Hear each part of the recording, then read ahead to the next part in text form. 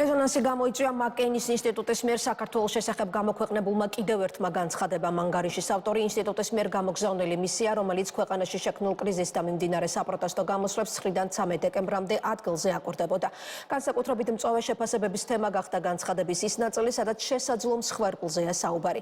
მისია 28 ნოემბრის შემდეგ მასობრივი ძალადობის ფაქტებსა და მოქალაქეების დევნაზე წერს და უკვირს, რომ ჯერ არავინ მოუკლავთ. ამერიკული ორგანიზაციის მძიმე შინაარსის ანგარიშმა მმართველ გუნდს ამავე ინსტიტუტის მიერ ჯერ კიდევ საპარლამენტო არჩევნებამდე ერთი თვით ადრე გამოქვეყნებული განცხადება გაახსენა. ამერიკული ორგანიზაციის მიერ სექტემბერში გავრცელებულ ანგარიში პოსტსაარჩევნო პროცესები წინასწარ იყო აღწერილი და აქციებზეც იყო საუბარი. მაშინ მაკეინის ინსტიტუტი ბრიუსელს საქართველოსთვის კანდიდატის სტატუსის ჩამორთმევისკენაც მოუწოდებდა. ახლა კი ამერიკული ორგანიზაცია საერთაშორისო საზოგადოებას საქართველოს ხელისუფლებაზე ზეწოლის გაძლიერებას და კიდევ უფრო მკაცრი ნაბიჯების გადადგმას ურჩევს. თითქმის სამკვირიანი ანტისამთავრობო პროტესტის კვალდაკვალ ხელისუფლების მიმართ ქვეყნის შიდა თუ გარე აქტორების მხრიდან გაჟღერებული კრიტიკა ამერიკული ორგანიზაციის ანგარიშში აისახა. მომიტინგეების მიმართ სახელმწიფოს მიერ გამოყენებული ძალის შეფასებისას მაკეინის ინსტიტუტი გამოხატავს გაკვირვებას, რომ პროცესებს მსხვერპლი არ მოჰყოლია და ამ მხრივ რისკების მატების შესახებ საუბრობს. მწვავე შეფასებებსა და დასკვნებზე საუბარია 9-დან 13 დეკემბრამდე პერიოდში თბილისში მოვლენილი მისიის ანგარიშში. მისია შეშფოთებულია მშვიდობიანი მოქალაქეების წინააღმდეგ ოფიციალური ძალადობის მასშტაბით და სიმძიმით. სასწაულია, რომ ჯერ კიდევ არავინ მოუკლავთ, მაგრამ ეს რისკი გაიზრდება თუ წამება გაგრძელდება. იმ საშინელი შემთხვევისას, თუ მთავრობის ბანდიტების ხელით სიკვდილი მოხდება, პოლიტიკური გარემო კიდევ უფრო არასტაბილური გახდება. ჩვენს მიერ გამოკითხულებმა აღწერეს, თუ როგორ უტევდნენ და სცემდნენ მომიტინგეებს შავფორმიანი უსაფრთხოების ძალების ჯგუფები, რომელთაც არ გააჩნდათ საიდენტიფიკაციო ნიშნები, მაშინ როდესაც ფორმიანი პოლიცია უმოქმედოდ დგას და არაფერს აკეთებს. მაკეინის ინსტიტუტის ახალმა ანგარიშმა და მსხვერპლთან დაკავშირებულმა ჩანაწერმა მმართველი გუნდისთვის კიდევ ერთხელ გახადა აქტუალური ინსტიტუტის მიერ ჯერ კიდევ არჩევნებამდე გამოქვეყნებული ანგარიში, რომელსაც მაშინ ქართულ ოცნებაში ოპოზიციის გზამკვლევი უწოდეს. 17 სექტემბერს ორგანიზაციამ საქართველოში NDI-ის ოფისის ყოფილი ხელმძღვანელის მიერ მომზადებული ანგარიში გამოაქვეყნა, სადაც დეტალურად იყო აღწერილი ის მოსალოდნელი სცენარები, რომელიც ქვეყანაში მმართველი პარტიის გამარჯვების შემთხვევაში შეიძლება მომხდარიყო. მათ შორის აღნიშნული იყო დელეგაციის გაგზავნა დემონსტრანტი მოქალაქეების მხარდასაჭერად. აღნიშნული იყო, რომ ქართული ოცნების გამარჯვების შემთხვევაში საერთაშორისო საზოგადოებას მოუწევდა არჩევნების შემდგომი გარემოს მონიტორინგი, განსაკუთრებით კი მოსალოდნელ პროტესტზე. მაკეინის ინსტიტუტის 3 თვის წინ გამოქვეყნებულ ანგარიში იმაზეც მიუთითებდა, რომ ევროკავშირს დღის წესრიგში საქართველოსთვის კანდიდატის სტატუსის შეჩერების საკითხი უნდა დაესვა. ახალ ანგარიშს მმართველი გუნდი უკვე გაწერილი სცენარის ამოქმედების მცდელობად მიიჩნევს. ჯერ კიდევ არჩევნები არ იყო ჩატარებული, როდესაც მაკეინის ინსტიტუტმა დაანონსა არჩევნების დელეგიტიმაცია. ცხადია, რაც იყო მათი სცენარი და რაც იყო მათი მიზნები. პირდაპირ ჰქონდათ ასახული საკუთარ ანგარიში ჯერ კიდევ არჩევნებამდე მაიდნის სცენარი. ისი განხორციელებაც რეალურად დაიწყეს, ხო? ამ პერიოდის განმავლობაში და არჩევნების მეორე დღიდან დაიწყეს ქუჩების გადაკვეთა, მოედანს კეტავდნენ და ასე შემდეგ, ხო?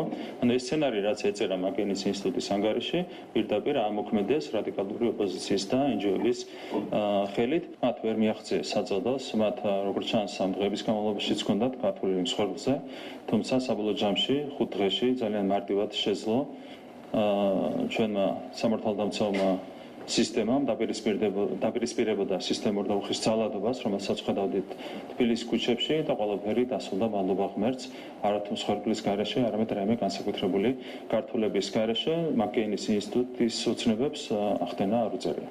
მისიის სამიზნეს მხოლოდ ბოლო დროის აქციების შეფასება არ წარმოადგენდა და დასკვნა 26 ოქტომბრამდე პერიოდსაც ეხება. მაკეინის ინსტიტუტი უკმაყოფილოა ქართული ოცნების მიერ წინასაარჩევნოდ წარმოებული კამპანიით, მათ შორის მეორე ფრონტის გახსნის საფრთხეებთან დაკავშირებით გაკეთებული გზავნილების გამო. დამკვირვებლებისგან მიწოდებულ ინფორმაციაზე დაყრდნობით კი ნათქვამია, რომ არჩევნები არ იყო თავისუფალი და სამართლიანი. მისია ასახავს ისეთი ჯგუფების მიერ მიწოდებულ ინფორმაციას, რომელთაც სადავოდ მიაჩნიათ მე-11 მოწვევის პარლამენტის და ახალი მე-6 პრეზიდენტის ლეგიტიმურობა. ანგარიში ანალოგიურ სულისკვეთებას იზიარებს და საერთაშორისო საზოგადოებას ერთი მხრივ სანქციების გაფართოებას, მეორე მხრივ კი ხელისუფლების არალეგიტიმურად გამოცხადებას მოუწოდებს.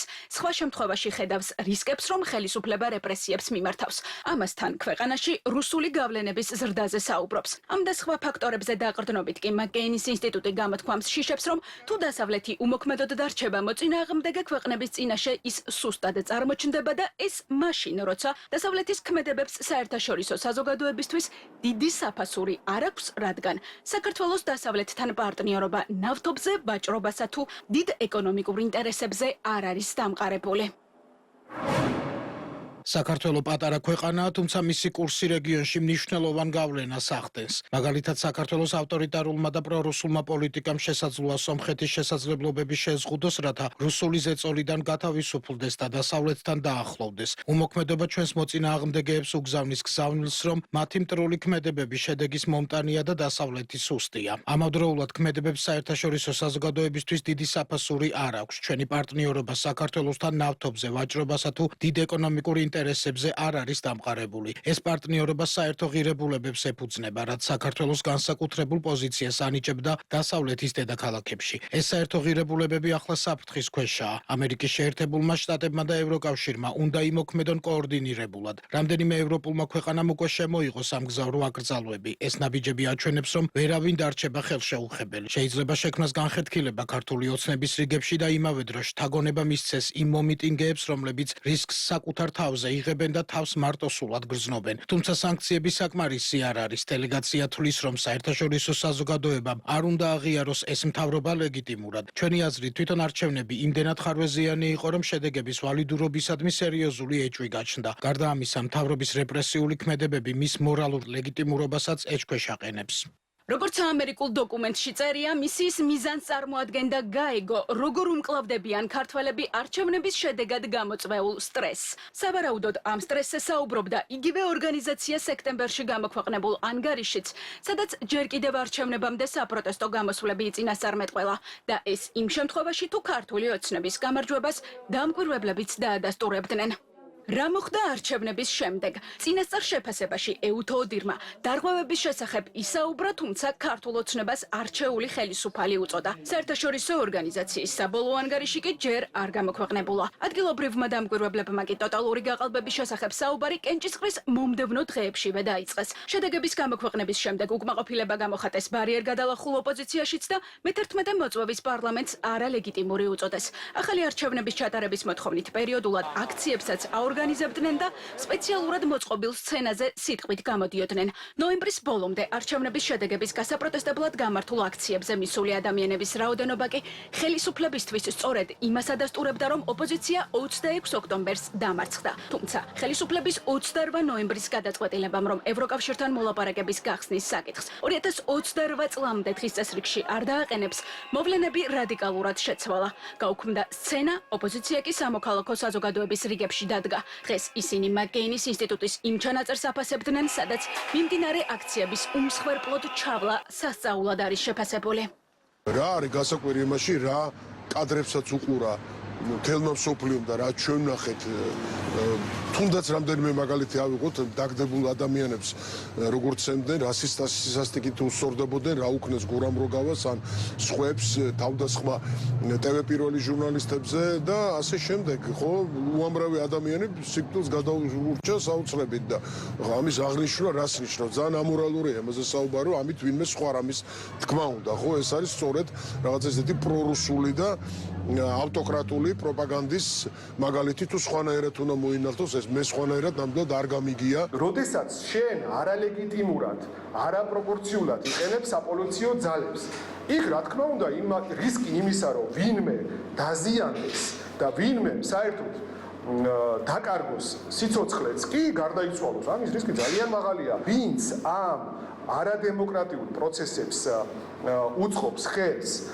ქვეყანაში, უნდა მოხდეს პირდაპირ თარგეტირებული წნეხი მათზე, რათა ისინი იძულებული გახდნენ, რომ ეს კონსტიტუციური კრიზისი ახალი არჩევნებით განმეორდა. ქართული ოცნება ცდილობს, რომ კვლავაც პროპაგანდისტულად და ტყუილებით ჯერ ერთი დააშინოს ის გულწრფელი პროტესტის მონაწილეები, ვინც ქუჩაში არიან და სახლში დახვედრებიდან დაწყებული აქციებზე დევნით დამთავრებული და მათ შორის უკვე ოფისების აფეთქების. ეს განცხადებაც გულისხმობს გამოხმაურება ქართული ოცნების პროპაგანდაზე. ოპოზიციისგან განსხვავებით ქართული ოცნება ახლაც ისევე როგორც წინა ანგარიშების შემთხვევაში მაკეინის ინსტიტუტის ანგარიშებს ქვეყანაში არეულობის მოწყობასთან აკავშირებს და ბოლო დროის საპროტესტო აქციებში მის წვლილს ხედავს. ანგარიშიდან მსხვერპლის საშიშროების შესახებ ჩანაწერზე აქცენტირებს მმართველი გუნდი და მას აგენტურის მთავარ მიზნად ასახელებს. ამ კონტექსტში იხსენებენ გასულ კვირაში სახელმწიფო უსაფრთხოების სამსახურის მიერ გამოქვეყნებულ განცხადებას, რომ ხელისუფლების წინააღმდეგ მუხტის გასაზრდელად იგეგმებოდა 2-3 ადამიანის მკვლელობა. დიდი ხანია ვამბობდით, რომ არსებობს გარკვეული მასწავლებელთა გარკვეული ჯგუფი, მათ შორის არის მაკეინის ინსტიტუტში გაერთიანებული ეგრეთ წოდებული პოლიტიკოსები, რომლებიც გეგმავენ საქართველოში სისხლისღვრის ორგანიზებას. მსხვერპლი არის მოთხოვნა, რათა არ შენელდეს კრიტიკული მდგომარეობა, რომელიც ერთი პერიოდი რამოდენიმე დღის განმავლობაში შეიქმნა და მსხვერპლი რასაკვირველია ამისთვის არის აუცილებელი, ვინაიდან ზუსტად იმეორებს იმ სცენარს, რომელიც უკრაინაში განვითარდა. ჩვენ ვიცით კანვასის ტრენინგების შესახებ, მაკეინის ინსტიტუტის გეგმების შესახებ, ყველა შემთხვევაში ყველა ეს გეგმა მიმართულია იქით, რომ საქართველოში იყოს ქაოსი.